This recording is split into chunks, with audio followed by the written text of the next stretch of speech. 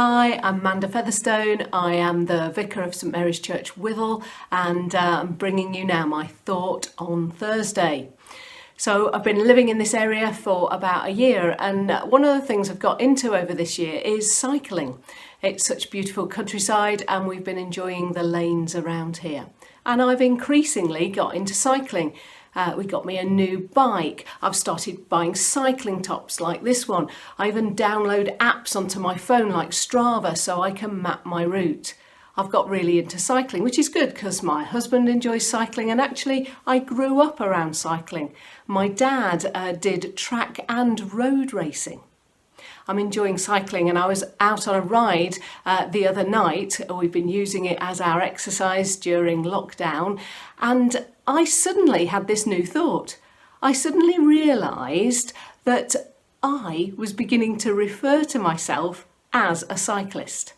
It was not only something I did and enjoyed, it was something I'd become. I could say I'm a cyclist. It had become part of my identity, part of who I am. Identity is a really interesting thing. I wonder if you pause to think where you think you get your identity from.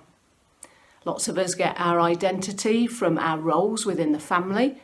A lot of us get our identity from our work or the volunteering that we do.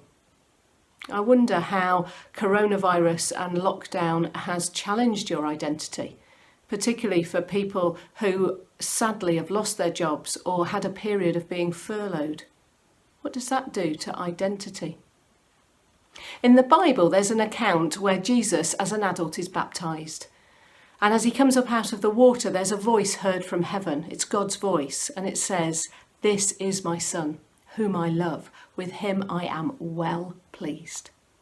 Jesus knew that his identity was as the Son of God, and he went on to do everything, all the amazing things that he did, knowing that secure identity.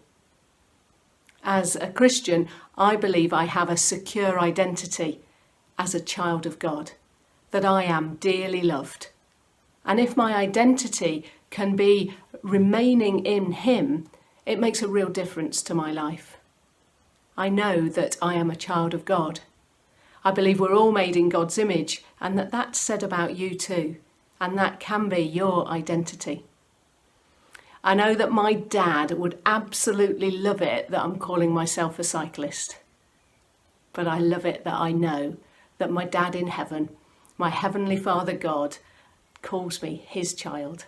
May you hear that today too.